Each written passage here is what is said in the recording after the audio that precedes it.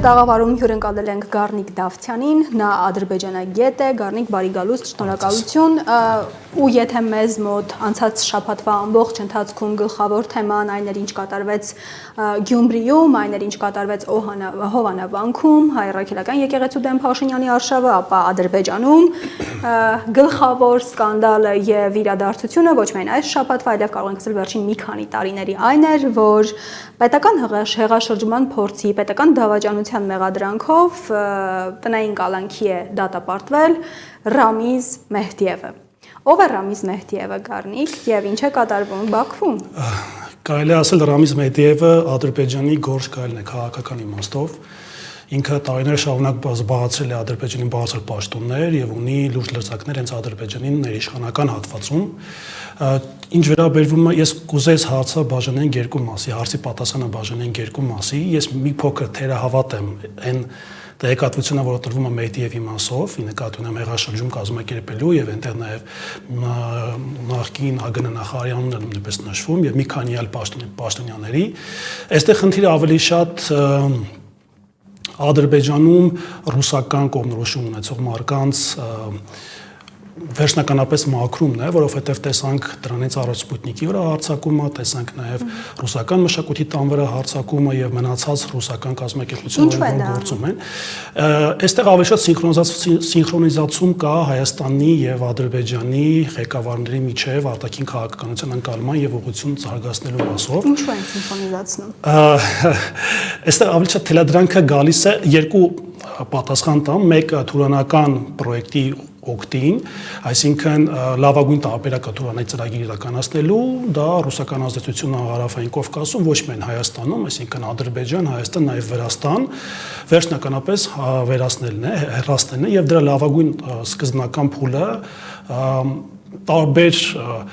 տեղեկատվական դաշտ լցնելով տարբեր ինֆորմացիա, մասնավորապես հեղաշրջման փորձը որպես այդպիսին եւ այդպիսով ներկայացնել, որ Ռուսաստանը որպես գեոպոլիտիկ խաղացող ամենավատ տեսակ քաղաքականությունն է վարում եւ պետք է ինձ ձերբազատվել եւ դրան բավական այստեղ նկատում ենք նաեւ Նիկոլի կողմից տարբեր հեծի պետականացումը որպես այդպիսին տարբեր քպականների հայտարարությունները ռուսական մեդիաների մասով, տվող տարբեր ռեպորտաժների մասով, այսինքն ըստ էության երկու կողմից Հայաստանի ոչ բարով վարչապետի եւ Իլհամ Ալիևի կողմից կա զուգորդված եւ սինխրոնիզացված հակառուսական արշավ եւ պատահական չէ նաեւ մի փոքր գնում են գեոպոլիտիկ արդեն, բայց կարեւոր է Ալիևի եւ Պուտինի վերջին հանդիպումը։ Այսինքն այնտեղ նույնպես եղավ պայմանավորվածություններ, տեսանք բավական ջերմ մթնոլորտ այդտեղ արդեն հանդիպման ժամանակ, իհարկե դիվանագիտությունը դա լուրջ արվեստ է քաղաքականության ընկալման մասով, բայց այստեղ նաև կա շատ կարևոր կոնտեքստ, որը մեր ներքաղաքական դաշտում ծանր տարան, դա ոնց կլինի, մենք սա պայմանավորված խաղեր չէ, այդպիսի խոսակցություններ կար Ադրբեջան եւ Ռուսաստանի միջեւ հակամարտության, եւ այստեղ շատ կարևոր էր, որ այդ դրանից հետո եղավ Մեհդիևի արտահոսքը, այսինքն ներկայացվեց եւ նաեւ ադրբեջանական պետական լրատվամիջոցի իր աղբյուրին հղումով հայտնի որ այդ աղբյուրը կարող է լինել հենց Իլհամ Ալիևը անգամ, ասում է թե ռուսական կողմն է մատնել Մեհդիևին։ Ես այդտեղ կարող է լինել որոշակիորեն իրականություն է դրա մեջ, որովհետեւ ամեն դեպքում նման բարձր կալիբրի գործիչների նման մեծ պիտակավորում կպցնել այդքան էլ կեղծիքի վրա ստեղծվող տեղեկատվություն չէ։ Պիտակներից ենք խոսում, մի բան էլ նաեւ ասում են, որ Մեհդիևի իրական պլանը եղել է Ալիևին ոչ թե գահընկեց անել, այլ սպանել։ Այո, ինքնաթիռը խոցելու ճանապարհով։ Որքանով կարող է Մեհդիևը նման բան կազմակերպել։ Տեսեք, դե Մեհդիևին եկեք չմոռանանք, ինքը 90-ականներից եղել է լուրջ պաշտոնների, տիրապետում է ողջ կառավարման համակարգին Ադրբեջանի Հանրապետության, ծայրից ծայր բոլոր աշխատող եւ իր ձեռքի տակով են բոլոր աշխատողներն անցել եւ նորեր ընդունվել, հետեւաբար այստեղ հավանականությունը որպես ահաբեկչության կազմակերպման կա, այսինքն ինքը ունի այդ լծակները, բայց թե ինչքանով է համապատասխանում տեղեկատվությունը, որովհետև ամեն դեպքում մենք գիտենք, որ Ադրբեջանի պետական տեղեկատվական դաշտի հետ գործ ունենք, իսկ դա արդեն հուշում է այն բանի մասին, որ իրենց կողմից տեղեկատվությունը հիմնականում լինում է իրենց հաճո ձևով, այսինքն ըստ էության ծանոթ չենք քննչական մարմնի գործողությունների տեղեկատվությանը, ծանոթ չենք ինչ պրոցեսներ են եղել այդ ընթացքում հարցաքննության հատվածներին, միայն տեղեկատվություն եւ ինչ որ պատմություն, որ փորձել են խոցել ազալ ինքնաթիռն է խոցվել միամիտ, եւ դա փորձում են քաղաքացիական նաեւ շեղել տանել դեպի ռուսական ազդեցության վրա։ Ըստ էության քանի կա, ես այսպես ձևակերպեմ, քանի կա Նիկոլ Փաշինյան իր դեմքով Հայաստանի Հանրապետության ղեկավար, հակառուսական արշավը, նաև դրանից օգտվել է նաև Ալիևը։ Հերիք այստեղ փոփոխություն լինի, ինչպես կասին ռուսները, как миленький Իլհամ Ալիևը գլխիկոր կգնազանդվի նույնիսկ Պուտինին, այսինքն ըստ էության իրենց մոտ այդ պասերով խաղը, իհարկե սա անդեմ ողնաշար քաղաքականություն է վարում, իսկ Ալիևը դրանից օգտվում է։ Երբ որ պետք է հակառուսական դիրքորոշում ունի, այդտեղ արդեն արտաքին քաղաքական հարցերում դիվիդենդներ շահելով եւ փոկելով ռուսներից, երբ որ պետք չէ, ժամանակ արդեն ասում է, տեսեք ինչ դաշնակից ունեք Հայաստանի դեմքով Նիկոլ Փաշինյանի անունով, ով յուրաքանչյուր ժամանակ ձեզ ոդկա տալիս, այսինքն փոխանակօգնի ընդհակառակը գետին է գցում։ Սա է։ Այստեղ մի խնդիր կա, երկրորդ հակառուսականություն, որ ես տենում եմ, փաստացի մեսեջ է գնում, որ ոնց Ռուսաստանը ծախեց իր, այսպես ասենք, ուժին, հա, Ադրբեջանում, տենց էլ կծախի ընդհանրենք նրանց, ովքեր մտածող ռուսամետ են Հայաստանում եւ այլն։ Համաձայն եք այս կարծիքի հետ։ Ինձ թվում է դա ավելի շատ ես նման կարծիք կարդացա տեսել եմ ու ասեմ նաև ադրբեջանական կողմում էլ կա, այսինքն ըստ էության դա ներկայացում է ավելի շատ այն մարկանց վախներ դա գալիս, որոնք վերաբերում են Նիկոլ Փաշինյանի թիմի անդամներին։ Իհարկե իրենք ունեն այդ վախը, որ վստահություն չկա, բայց ես պատմության առումով ես ինչքան ունեմ իմ պատկերացումները արտաքին քաղաքականության, նաև կրթության մակարդակում,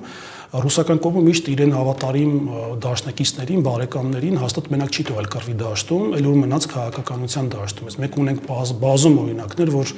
Հայաստանից քաղաքական հետապանող պատճառով այնտեղ ապաստան ստացած քաղաքացիները քաղաքական հատկապես դեմքերը մինչև օրս չեն արտահանձվել, այսինքն ըստ էության, եթե Ռուսաստանը գետ 1% ունենար այդ բացական ընկալումը եւ այդ վարկը իր լոյալ մարկանց հանձնել ինչա թե դուր գար հակառակ կողմին, չեմ կարծում դա այդքան էլ հավանական է։ Ամեն դեպքում քաղաքականությունը ինքը ճկունության արվեստ է, չեմ ուզում 100%-ով բացել, բայց այդ հավատը ներքուստ եւ ընկալումը քաղաքականության մասով չունեմ, որ ռուսները նման քայլի կգնան։ Իսկ Մեդվեդևի մասով մենք կարող ենք կռահել, ամեն դեպքում շատ հետաքրքիր մեծ հոդված էր, ես էլ եմ ծանոթացել այդ ամբողջ տեղեկատվական դաշտին, այնտեղ կային տարբեր դիտարկումներ, որ համագործակցել են նաեւ նախկին ԱԳՆ Մամեդյարովի հետ եղել են տարբեր այլ չինովնիկներ, ովքեր զբաղվել են կազմակերպչական հարցում, բայց ի շնորհիվ հատուկ շեշտում է այդտեղ նախագահի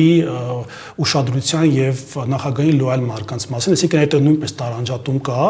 որ այն մարդիկ, ովքեր նախագահի հետ են, իրենք ռուսամետ չեն, մարդիկ, ովքեր Մեդվեդևի կամ իր թիմակիցների հետ են, նրանք ռուսամետ են, այսինքն այստեղ նույնպես sense շատ նուրբ թելով տարվում է հակառուսական ընկալումներ, այսինքն մարդ սկզբում կարդում է, չի հասկանում դա հակառուսական բայց տեսնելով Մեդվեդևի անցած քաղաքական ճանապարհը արդեն ձևավորում է հակառուսականություն։ Բայց 77 տարեկան Մերձիվի վիճակի այդպիսի պլաններ գծելու։ Դա հարցի մյուս կողմն է, այսինքն այդ մարդը մտածում է երբ է մահանալու արդեն հոգնել այդ քաղաքականությունից, ու մեկ էլ բերում փաթաթում են ուսին, ասում են տերորիստ ես, պետք է մեզ սպանել։ Այդ եմ ասում, հավանականությունը ես քիչ եմ տեսնում այստեղ ավելի շատ ինտրիգ ստեղծելու հակառուսական նոր արշավ սկսելու process աղանում։ Գառնիկ, հայտնի է, որ Թուրքիան ուզում է միավորել թուրքական աշխարհը ու եթե Սյունիքն էլ վերցնում են, մեծ հաշվով միավորվում են, եթե հուսով ենք այդպես իհարկե չի լինի, ամեն դեպքում թուրքական պլանը դա է։ Ինչքան էլ փորձենք ժայռամի պես գլուխները սավազի մեջ խրել, թաքցնել, իրականությունը դա է։ Եվ դրա մասին հրապարակային է նաև հայտարարվում տարբեր աղբյուրներում, բայց մեր մասով եթե ամեն ինչ որ չափով պարզ է, եթե Ադրբեջանի բարակամ փորձենք հասկանալ, եթե ռուսական ֆակտորը հանում են քաղաքական առաջին շարքերից, հիմա այսօրվա շահերից ելնելով, երբ Թուրքիայի թուրքական աշխարհը միավորելու պլանը մի քայլով էլ առաջ գնա, այս Ադրբեջանը չի կլանվելու Թուրքիայի կողմից, այսինքն Թուրքիային պետք է առանձին Ադրբեջան պետություն ենթադրենք 20 տարուց, 30 տարուց։ Հարցին թե ուղիղ պատասխանամ, ապա ոչ, հարկավոր չէ, եւ ասեմ դες ավելին, Աստված մի արած, իհարկե Աստծո վրա հույսը դնելը քաղաքականության մեջ ոչ բարի գործ է, բայց այն դեպքում, երբ որ կիրականանա տուրանական ծրագիրը եւ կարելի ասել, որ 10 պակաս է ռուս-թուրքական պատերազմը լինելու, որովհետեւ ըստ էության դա հենց Ռուսաստանի հարավային սահմանների դարպասների վրա հարձակումը քաղաքական առումով լինելու եւ այստեղ շատ դուրս մարտահրավերներ կան եւ ինչքան եղել են ռուս-թուրքական պատերազմներ, եղել են հենց այդ պատճառով, այսինքն երբ որ բանը հասել, դանակը հասել է Վոսկորին, նոր սկսել է այդտեղ արդեն լուրջ պատերազմական գործողություններ։ Ինչ վերաբերում է Ադրբեջանին, մենք գիտենք նաեւ 44 օրյա պատերազմից հետո պարբերաբար տարբեր սկզբնական շրջանում կար հերքում, բայց թուրքական կողմը դա չէր թաքցնում, նախարարների մակարդակով, պատգամավորների մակարդակով, պետական մեդիայով միշտ շեշտվում է, որ առանց Թուրքիայի Ադրբեջանը չէր կարող հաջողության հասնել 44 օրյա պատերազմի ժամանակ, անգամ մենք տեսանք, որ հրավիրվեց Էրդողանը հաղթանակի օրվա, մեկ տարվա, եթե չեմ շփոթվում, առաջի տարելիս, այսպես ասած, նշելու շքերթի ժամանակ։ Այո, շքերթի ժամանակ, այսինքն ըստ էության թուրքական ներգրավվածությունը եւ թուրքական դրոշի արկայությունը Ադրբեջանում բավական շատ է 44-րդ պատերազմի սկզբից եւ մինչ օրս։ Եվ իհարկե այն գործիչները, որոնք պատահաբար չի արվում նաև հակառուսականության մաշկել են։ Ադրբեջանում չեն անհանգստանում իրենց ինքնիշխանության համար, այնքան ինչքան հիմա Հայաստանում են անհանգստանում։ Տեսեք, դե ադրբեջանական, սկսենք նրանից, որ Ադրբեջանի ցենզը կրթական համեմատ մեր բավական ցածր է։ Ես չեմ ուզում այսպես մեզ վերադասեմ, բայց դատելով իրենց սոցիալ-տնտեսական կարգավիճակը անհամեմատելի մենք ավելի լավ վիճակում ենք գտնվում։ Իհարկե, եթե դա չի վերաբերում չինովնիկների մակարդակի։ Երկրորդ մասը Ադրբեջանում քարոզչական դաշտը եւ այդ ռեպրեսիոն մեխանիզմը շատ ավելի ճիշտ է կառուցված, ավելի ուժեղ է, քան Հայաստանում, որովհետեւ տեսնում ենք նորմալ սկսում է, այո, եւ վերահսկել են բոլոր նրանց, ովքեր կարող էին խանգարել։ Այո, եւ վերջում կասեմ, որ առհասարակ Ադրբեջանում անգամ ճանաչը եթե որոշումը պետքա ճանապարհ հատի, դա պետքա ավելի թույլտվությամբ լինի, այսինքն այդտեղ հնարավոր չի ինչ-որ լուրջ փոփոխություն ճանապարհը հատած ճանճերի մասին։ Երևան էին եկել քաղ հասարակության իբր ներկայացուցիչներ Բաքվից, Լաչինի էկոակտիվիստի մասին հետո կհարցնեմ, մինչև այդ դու երբևէ մասնակցել ես նման ադրբեջանցիների իբր քաղ հասարակության ներկայացուցիչների հետ շփումներին, ցանկացած պատասխանի բaragայում ինչու։ Եղել են երկու դեպք 2013-14 թվականներին ժամանակ սովորում եմ միջազգային հարաբերություններում ԵՊՀ-ի եւ ու ասեմ ձեզ բավական ակտիվ ուսումնասիրում եմ Լեռնային Ղարաբաղի հակամարտության հարցը, ոչ միայն ցանկանում եմ նաեւ ծանոթանալ թե ինչ իրենց ներկայացնում, բավական ակտիվ այցելում եմ Արցախ եւ հետաքրքրություն կա նաեւ հասկանալու Ադրբեջանի ընկալումները եւ ադրբեջանական կողմի պատկերացումները այդ հարցի լուծման մասով։ Ասեմ ձեզ, հենց առաջի իսկ հանդիպման ժամանակ իմ մոտ եղել է անկալում, որ շողոքորթությունը եւ նմանությունը երկու ազգերի, այսինքն մեր եւ իրենց հասարակ կենցաղային օրինակներով, օրինակ Պատրաքաղի անվանումը կամ փողոցի անվանումը, որ Քուչային ասում, այսպես չխոսեմ այդ իրենց բառով, բայց դա մի հատված, երկրորդը իրենք փորձում էին սիրաշահելով մեր այդ բարեկամական հարաբերություն ստեղծեին կանխակալ մոտեցմամբ, այսինքն վերբով կանել նպատակ ունեն, այսինքն հասկանալու արդյոք դուք պատրաստ եք համագործակցելու իրենց հետ ապագայում եւ դա շատ ուղիղ կապ ունի այսօրվա քաղաքասարակության հետ, որ հանդիպել էր ադրբեջանական կողմի հետ եւ երրորդը ինձ որպես ուսանողի եւ բնականաբար հետաքրող մարդ քաղաքականության մեջ միշտ պետք է ճշտամիտ լսել, հասկանալ իրենց պատկերացումները քո մասով երբևիցե չի եղել դեպք, որ ես այնտեղ ադրբեջանցիների մասով ունենամ այնպիսի պատկերացում, ինչպես Նիկոլ Փաշինյանն է։ Այսինքն իրենք միշտ խոսել են լավը, վերադառնալով Բաքու, կիլոմետրամած բացասական հոդվածներ են գրել, մեզի պահարակել են, ներկայացնել են որպես օկուպանտ, անգամ ասեմ պատմական քննարկումների ժամանակ եղել են ոչ adekvat, միշտ փորձել են ինչ-որ վեճեր հրահրել, այսինքն զուտ կոորդինատորներ են եղել ու կարողացել են կարգավորել այդ հարցը։ Սուտ եղել է դա երկու անգամ ու ցավոք սրտի այդտեղ նաև 14 թվականի մասին եմ խոսում, ներկա եղել նաև այսօրվա ԿՊ պատգամավոր Մարիա Կարապետյանը, ինքը ունեցել է ՀԿ, որի շրջանակներում մի անգամ մասնակցել եմ Վրաստանում։ Սա երկար թեմա է, պետք լինի, հետո կպատմեմ։ Այնուամենայնիվ սա է հարցի պատասխանը։ Եվ ես կարծում եմ, որ այսօրվա էկոակտիվիստների հանդիպումը այսպես կոչված քաղաքասարակության ներկայացուցիչների Հայաստանի Հանրապետության իմ մոտ ընկալումն եմ ասում, կարծիքը զուտ մասնագետ ավելի շատ նման էր բարեկամի հետ հանդիպումներին։ Այդտեղ ես չեմ տեսել այնպիսի մարդիկ, ովքեր ունենային հակառակ կարծիք կամ գոնե հակառակ կարծիք ասող լինեին։ Դա Նիկոլ Փաշինյանը հայտնի է ինչ է ասում։ Այո։ Ես մի քիչ մեջ գցեմ, որովհետև այսինքն եմ մասնակցել մի քանի այսպիսի հաղորդումների, բաների, հանդիպումների, գիտեք ինչներ է տակիր, իրենց խմբում միշտ կար կուրատոր։ հա, որը շատ ուշադիր հետևում էր ով եւ որ բային ինչ պետք է ասի։ Մեր կողմը, հա, եթե ինչ որ բան չներ անձնական նախաձեռնություն, ռուսերեն բարդակ վարկա է, այսինքն բազմիցս ենթանեք նկատողություն եմ արել խմբի մասնակիցներին, որ չգիտեմ շատ լեզու չբացել, շատ չխորանալ, շատ ինչ որ բան չանել, ջանջիկյար չանել, որովհետև այդ ամեն ինչը ֆիքսվում է, հա, եւ այնուհետև կարող է ներկայացվել այլ ձևով, եւ ես իհարկե կհաստատեմ Գառնիկի ասածը, ահա որ քաղցրել լեզու էին։ Հա, այնպես են իրենց պահում, որ մտածում ես ոնց կարելի է այս մարդկանց հետ, ազնվագույն մարդկանց հետ ոնց կարելի է պատերազմել եւ այլն, հետո վերադառնում են եւ ֆարզում է, որ մեկը աշխատում է թարգմանիչ, ընդ որում սպա եւ աշխատում է հայ գերիների հետ։ Հետո այդ նույն մարդը գնում դառնում է էկոակտիվիստ, հա, խոսքը Ընթելման ագրիդագի մասին է, հա, բայց ես ամենասկզբից ասի, որ դու ձեզ ԱԱՑ աշխատողներից ես, արի այդ բանը ֆիքսենք ու շարունակենք։ Բայց հետո ուրիշ ձև գտանք ադրբեջանցին, մենք ուղղակի փորձում ենք, եթե առաջ փորձում ենք բաժան լինենք, հետո հասկացանք, որ ավելի վատ է իրենց համար, երբ որ մենք իրենց հետ նկարում ենք ու սելֆի ենք դնում։ Հա, որովհետև իրենք վերադառնում են Ադրբեջան եւ խնդիրներ էին։ Այո, դա կա։ Ես Թուրքիայի մասով նաև պատմեմ, ես հնարավորություն եմ ունեցել Անկարայում հանդիպում ունենալ Գորժ Գայլերի երկրորդ կուսակցության, ոչ թե MHP-ի, այլ ԻՀԻ-ի արտաքին հարաբերությունները համակարգող պաշտոնյայի ներկայացուցչի հետ։ Խոսակցությունը երբ տեսա, որ հայերեն սկսեց Արցախից, միանգամից արձագանքեցի, հասանք Արևմտյան Հայաստան, հետո հիշեցրեցի, թե հարցրեց դե ասա հիմա ումն է Արևմտյան Հայաստանը, ես հիշեցրեցի, թե ինչ է անունս, ծանոթանալիս ասել էի, որ անունս Անի է, ու այդպես խոսակցությունը փոխեցինք արդեն, դրանով ավարտվեց Թուրան։ Նիկոլ Փաշինյանը փորձում է փոխել հայ ժողովրդի մտածելակերպում ձևավորված ոչ անտեղի կարծիքները, վախերը, դեմոնիզացիան ոչ անտեղի Թուրանի պրոյեկտի վերաբերյալ եւ ամեն անգամ մեր տաղավարում երբ գալիս են մարդիկ, ովքեր ոլորտային գիտեն թե ինչ է Թուրանը, ես խնդրում եմ բացատրել, թե ինչ է Թուրանը, իհարկե ռուս-թուրքական առանցքում որոշակիորեն ներկայացրեցիք, բայց ինչ է Թուրանը Հայաստանի համար եւ հայ ժողովրդի համար։ Նիկոլ Փաշինյանը փորձում է հիմա փոխել ընկալումներն ու ասել, թե հնարավորություն է, այսինքն ուզում են անցնել Հայաստանի տարածքով, թող անցնեն, մեր ուզացնել է դա։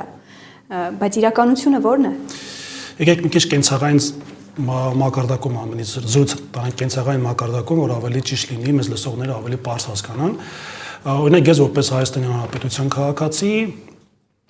Թուրանական պրոյեկտը հասկանում եմ, երբ որ կոնկրետ տարածաշրջանով, մեծ տարածաշրջանով, առանց սահմանների, առանց որևէ զինվորների արկայության այդ հատվածների վրա, կլինի դա Հայաստան, դա կլինի Ադրբեջան, թե օրինակ Թուրքմենստան եւ այդպես մինչեւ Ասիա ձգվող հատվածը,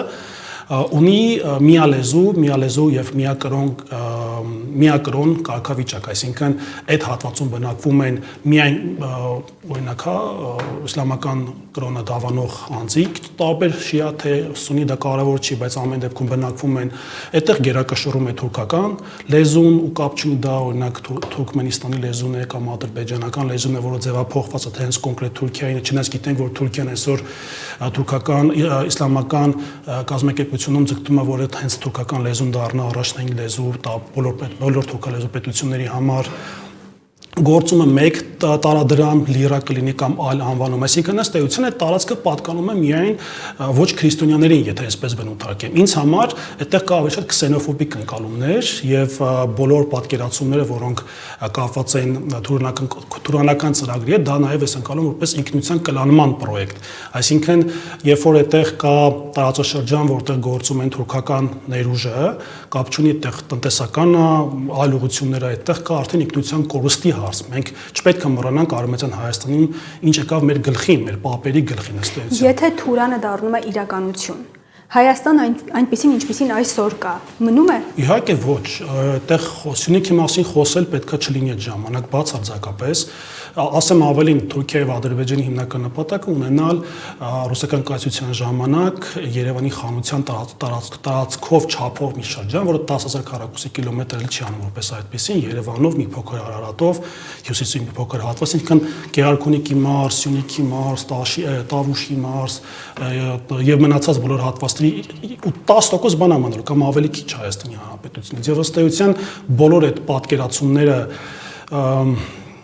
Թուրանական ծրագրի տանում են մենակ մեկ ուղղությամբ իմ պատկերացմամբ հայի եւ հայկականության վերջնական ոչնչացումն է։ Այստեղ հիմա մարդիկ կասեն ինչ հասարասուր բառեր ասեցիր, բայց պետք չի մոռանալ 15 թվականի տեղի ունեցած ցեղասպանությունը, ինչի արդյունքում նաեւ այդ ամբողջ մեր հայկական արժեքները, մշակույթը, տնտեսությունը, հարստությունը կորսվեց եւ ունեցանք ինչ հիմա ունենք։ Բայց մյուս կողմից ունենք Նիկոլ Փաշինյան, որը հայտարարում է, թե խաղաղություն է հաստատվել եւ այս շաբաթ նաեւ հայտարարեց, թե Թուրքիայի հետ ամեն ինչ դրական է գնում ու որ է սահմանն է բացվելու։ Գիտեք, Նիկոլ Փաշինյանի մեկնաբանելը պետք է առնվազն 2 անգամ հոգեբուժարան մտածել կաց, դուս եկածած լինես, որ կարողանաս Նիկոլ Փաշինյան մեկնաբանես, եթե ավելի լուրջ Նիկոլ Փաշինյանը դա իմ խորին համոզմունք, լուրջ համոզմունք եմ ասում եւ բոլորովին չեմ կատակում, ունի բարեկամական կապ ադրբեջանական իշխանության հետ կամ թուրքական իշխանության հետ եւ բոլոր դրսեւորումները ատելությունը Հայաստանի Հանրապետության հայ ժողովրդի, հայ եկեղեցու, Արցախի հանդեպ նույն տիպիկ ատելություն ինչ որ Թուրքիայով Ադրբեջանում կա այդ արժեքավոր եւ մեր պատկերը հայ պատկերը նկարագրող տաճարներն են որպես քաղաքական ընկալում ասեմ եւ ակնկալել որ այդ մարդը մի օր կասի գիտեք ինչ կա դա մեր համար վտանգ է ես խիստ կասկածեմ ինքը այսօր միակ իրեն հնարան այսօր Թուրքիան ու Ադրբեջանը որ իրեն պահում են այսօր իշխանության եւ շատ տարբեր տեղեկատվություն կա մեդիա դաշտում տարածվող որ փողեր են գալիս Թուրքիայից կոնկրետ կազինոյի ճանապարհով եւ այստեղ այդ ճանապարհը այդ ֆինանսները ծախսվում է հոգալով Նիկոլի Քարոշչական դաշտի այսինքն պրոպագանդիստների ֆինանսական միջոցները սա զուտ տեղեկատվական դաշտում մի քանի տեղ կարդացել եմ եւ իմ համար թվանական ծրագիր հենց այն վերջի պեչատն է որով կփակվի Հայաստանի էջը վերջնական Թողարկումից առաջ խոսում էինք, զրուցում էինք եւ նշեցիք, որ մեր ձևով շարժման հավաքներին եք նաեւ մասնակցում, հրապարակային հանրահավաքներին, գրեթե բոլոր հավաքներին, այո, խնդրելու եմ պատմեք, թե ինչ է կատարվում այդ հավաքների ժամանակ, որպես հավաքի մասնակից, այսպես ասենք, ասեմ, որ չեմ անեսանա մեր ձևով շարժման անդամ, զուտ միշտ 20 թվականի 44 պատերազմից հետո բոլոր շարժումներին հականիկոլական մասնակցել եմ, դրանից առաջ երբեք չեմ եղել փողոցներում, որտեղ համարել եմ ցույցերը, հակապետական գործողություններ, բայց ունենք ինչ ունենք 20 թվականի 44-ից հետո բոլոր քաղաքական շարժումներին մաս եմ կազմել, փոքր, մեծ, կարևոր չի, բայց իմ որպես Հայաստանի Հանրապետության քաղաքացին պարտք եմ համարել իմ բողոքը հայտնել այս իշխանության դեմ ասեմ ձեզ ինչ եմ նկատել տարբերությունների մասով ասեմ բավական շատ երիտասարդներ կան միջին տարիք եւ ավելի երիտասարդ իհարկե տարեստերի մասին չխոսեմ որտեղ իրենք միշտ պարտադիր կան ցույցերին անխտիր պատկերացումն ես ընկալում բավական դրական են մարկանց մոտ կա հույս չնայած սրանց քարոշչական դաշտի որ всё մենք եկել ենք իշխանության պետք է մնանք 100% 50+ ավելցեն ենք հավաքելու ինչպես կասեր Ալենը բայց այնուամենայնիվ իմ մոտ ընկալումները փողոցային այսպես բողոքների ունեն միանշանակ դրական պատկերացում եւ իմ ուղղությունն այս մասով միանշանակ է ես փորձել եմ իմ գոնե այդ գետնի վրա մեկ անձ ապահովելով իմ բողոքը ցույց տամ այս իշխանությունների դեմ Գառնիկ շնորհակալ ենք հարցազրույցի համար